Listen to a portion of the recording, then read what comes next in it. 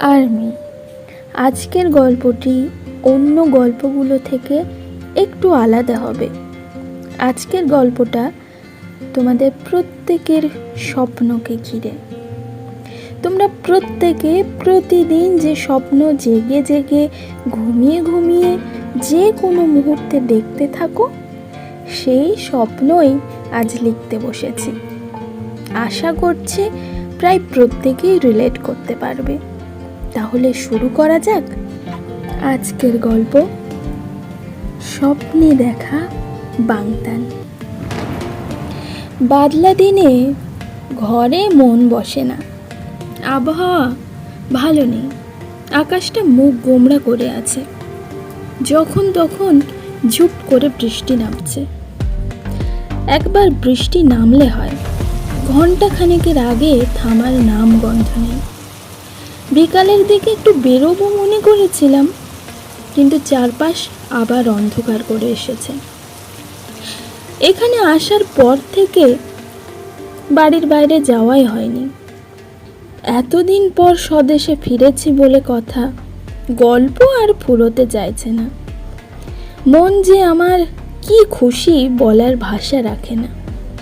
মা বাবা আত্মীয় স্বজন সবাই আছে, সবাই খুব খুশি। বাড়িতে যেন একটা উৎসব চলছে। এত খুশির মাঝেও কোথাও একটা আমার মন ভালো নেই। কি যে একটা হচ্ছে সারাক্ষণ বুকের মধ্যে, তা বলতে পারবো না। আসলে আমি ভিড়ের সাথে এক প্রকার মনোমালিন্য করেই এখানে চলে এসেছি। ওই যে বলতে বলতে আবার নামলো বৃষ্টি। গ্রাম বাংলার মাঠ ঘাট জলে ডুবে আছে। এই করে কত যে ফসলের ক্ষতি হচ্ছে। ওদিকে মাছও, পুকুরগুলো সব কানায় কানায় ভর্তি হয়ে গেছে। আমার মন বলছে আর একদিন এরকম বৃষ্টি হলে বাড়ির উঠোনে বসে মাছ ধরতে পারবো। বর্ষাকালে ছোটবেলায় মাঠে যে মাছ না ধরেছে তার শৈশব বৃথা। আমি কিন্তু খুব অল্প বয়সেই পড়াশোনার জন্য কোরিয়ায় চলে গিয়েছিলাম। তবুও এই মজার মাছ ধরার অভিজ্ঞতা আমার আছে।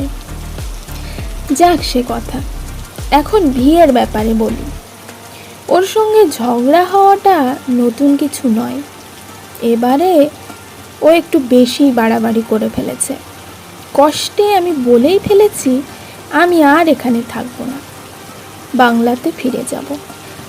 বাংলা বলতে পশ্চিম বাংলা ও বাংলাদেশ দুটোই বোঝানো হয়েছে। গল্পের মধ্যে দুই বাংলার মাঝে কোনো কাঁটাতারের বেড়া নেই। ভিড় তো বাড়িতেই থাকে না, আর আমাদের কোনো খোঁজ খবরও রাখে না। তাই আমার অভিমানের কথাটা কেবল জিনু ভাইয়াই শুনেছিল। উনি বললেন, অনেক দিন তো বাংলাতে যাস না, একবার ঘুরে আয়, তোর ভালো লাগবে। কিন্তু যার উপরে রাগ করে চলে এসেছি সে জানতেও পারলো না। আমি ঠিক করেছি আমি আর যাবই না যতক্ষণ না ও ফোন করে আমাকে ডাকে। নয়তো ফিরে গিয়ে দেখব সে তখনও নিরুদ্দেশ। রাত পেরোতে পারেনি, মা ডেকে বলল, উঠোনে যেয়ে দেখ, এই পর্যন্ত পানি চলে এসেছে। সত্যি তাই, সারা উঠোন জুড়ে জল থই থই করছে। একটা দুটো ছোট্ট ছোট্ট মাছও দেখতে পেলাম। আমার এক কাজিন অনেক সময় ধরে সেই ছোট্ট মাছ ধরার ব্যর্থ চেষ্টা করে চলেছে। বাবা বলল, খাল কেটে দেওয়া হয়েছে, বিকালের মধ্যে জল কমে যাবে। কথাটা শুনে আমার মন খারাপ হয়ে গেল। কি সুন্দর উঠোনে বসে মাছ ধরতে পারতাম, কি দরকার ছিল খাল কাটার? আমাকে বাদ দিয়ে মাছ ধরলে এরকমই হবে। আমি চমকে উঠে পিছন ঘুরে দাঁড়ালাম। আমি কি দেখছি? সত্যি দেখছি তো? না, এটা নিশ্চয়ই স্বপ্ন। কোরিয়ার সবচেয়ে খ্যাতনামা ডিটেকটিভ, পৃথিবীর সবচেয়ে সুদর্শন পুরুষ, আর্মিদের হৃদয়ের রাজকুমার কিম জেই হিয়ং আজ আমার বাড়ির উঠোনে দাঁড়িয়ে। এই স্বপ্ন ছাড়া আর কিছুই নয়। কি রে, তোর হা করে তাকিয়ে থাকার অভ্যেস এখনো গেল না? সারপ্রাইজটা কেমন দিলাম বল? গুগল ম্যাপ দেখে এসেছি, কোনো অসুবিধাই হয়নি। একবারও মনে হচ্ছে না যে আমি এই প্রথমবার বাংলাতে এসেছি। তুই তুই এখানে? সত্যি? না, মিথ্যা। বিশ্বাস হচ্ছে না তাই না? দাঁড়া। বলেই ও এসে 2 হাতে আমার চুলের মুঠি ধরে ঝাঁকিয়ে দিল। এবার বিশ্বাস হলো? বলে ও ব্যাগপত্র নিয়ে বাড়ির ভিতরে ঢুকে গেল। আমি ফেলিয়ে ওর যাওয়ার দিকে তাকিয়ে রইলাম। ওকে যে আমি আজ প্রথম দেখছি তা নয়, তবে আমার গ্রাম বাংলার বাড়িতে প্রথম দেখছি, এটাই আশ্চর্যের, অবিশ্বাসের। আমি ছুটে ভেতরে যেয়ে দেখি এরই মধ্যে ও সবার সঙ্গে আলাপ পরিচয় সেরে ফেলেছে। দেখে মনে হচ্ছে ও নিজের বাড়িতেই এসেছে। আসলে ও মানুষটাই এরকম, সহজেই সকলের সঙ্গে বন্ধুত্ব করতে পারে। এই জন্যই তো আমার একাকী জীবনে ওর মতো একজন নিউ সুপারহিরো আনপানম্যানের আবির্ভাব ঘটেছে, আর আমি নিজেকে ভালোবাসতে শিখেছি। ও এখানে এসেই যেভাবে সবাইকে আপন করে নিয়েছে, যেন মনে হচ্ছে আমিই একজন অচেনা মানুষ এ বাড়িতে। আমি হতভম্বের মতো হয়ে দাঁড়িয়ে আছি, সেই কারণে সবাই অবাক। ভি বলল, কিছু মনে করবেন না, ওর এরকমই স্বভাব। মাঝে মাঝে মাথা আর ব্রেন দুটোই আলাদা হয়ে যায়, একটু পরেই ঠিক হয়ে যাবে, চিন্তা করবেন না। আমি আমার রুমে বসে জানালা দিয়ে দেখতে পাচ্ছি আমার প্রিয় কদম ফুল গাছটাতে হেলান দিয়ে ভি দাঁড়িয়ে আছে, ছিপ দিয়ে মাছ ধরার চেষ্টা করছে। আমি নিজের চোখকে বিশ্বাস করাতে পারছি না।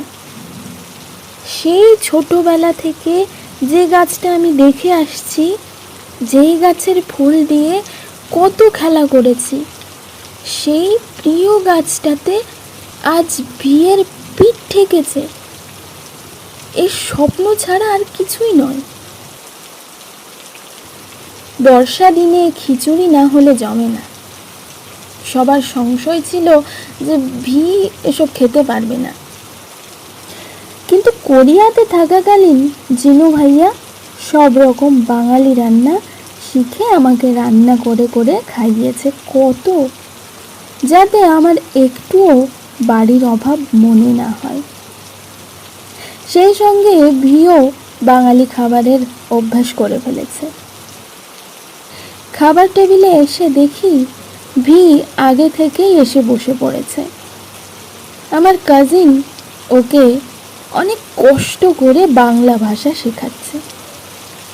সে আমি আমি ভাত ভাত খাবো, খাবো। মানে আই ইট রাইস। দৃশ্যটা দেখে আমার ভারী হাসি পেল। ভি কিন্তু আগে থেকেই আমার থেকে এসব বাংলা শিখে রেখেছে। আজ বাংলার মাটিতে বসে ও বাংলা বলছে, ভাবা যায়। আমার ছোটবেলার অনেকগুলো পেন্টিং দেওয়ালে ঝোলানো ছিল। ভি উঠে গিয়ে সেগুলো খুব মন দিয়ে দেখছে। একটা নিজের হাতে তুলে নিয়ে বলল, ওয়াইয়া, এটা তোর আঁকা? আমি আবারও ভাবতে পারছি না আমার ছোটবেলার পেন্টিংগুলো ভি এত মনোযোগ দিয়ে দেখছে। অনেক অনেক বাহবা পাওয়ার আশায় যেসব মেহনত আমি করেছিলাম, ততটা বাহবা হয়তো তখন পাইনি। কিন্তু কে ভেবেছিল আজ সেই আঁকাগুলোতে কিম জেই ইয়ংয়ের স্পর্শ লেগে যাচ্ছে। এই আঁকাগুলোর আজ কোটি টাকারও বেশি মূল্য হয়ে গিয়েছে। আমি আবার ফেলিয়ে ওর দিকে তাকিয়ে আছি। ছবিতে হাত বোলাতে বোলাতে ও বলল, ইস, ভুল হয়ে গেছে রে। মেম্বারদের সবাইকে সঙ্গে করে আনলে ভালো হতো, তাই না? আমার মন বলছে ও বোধহয় সত্যিই বাকি সবাইকে, মানে নামজুন ওপ্পা, জিনু ভাইয়া, ইয়ুঙ্গি ওপ্পা, হবি ওপ্পা, জিমিন জেকে সবাইকে আসতে বলেছে। আর সবাই হয়তো এতক্ষণে ফ্লাইটে উঠেও পড়েছে। এসব আমার মন বলছে, সত্যি কিনা জানি না। তবে ও যখন কোথাও বেড়াতে গিয়ে মেম্বারদের মিস করতে করতে বলেছে যে ওরাও আসলে ভালো হতো, তখনই অদ্ভুত রকমভাবে সারপ্রাইজ দিয়ে সবাই হাজির হয়েছে সেখানে। পরে জানতে পারি যে সবই বিয়ের প্ল্যান ছিল। এবারও কি তাই হবে, নাকি সবই আমার মনের ধারণা, কে জানে। যদি তাই হয় তাহলে জীবনের সব স্বপ্নই পূরণ হয়ে যাবে। 7 রাজা আমার বাড়িতে, ভাবা যায়। কিন্তু ভিয়ের হাবভাব দেখে এখন কিছুই বোঝা যাচ্ছে না। ও মন দিয়ে আমার পেন্টিংয়ের উপর হাত বোলাচ্ছে। আজকের গল্প এখানেই শেষ। এসব স্বপ্ন কেবল স্বপ্নই থেকে যাবে আজীবন, কখনোই সত্যি হবার নয়। তাই গল্পের মধ্যে দিয়ে সত্যি করা, যা বাস্তবে সম্ভব নয় তা গল্পে সম্ভব। তোমাদের মধ্যে কার কার স্বপ্নের সাথে মিলে গেছে এই গল্পটি কমেন্টে জানাবে। আমি অনেক দিন পর আবার লিখতে শুরু করেছি। প্লিজ আমাকে সাপোর্ট করো আর লাইক, কমেন্ট, শেয়ার করো প্লিজ।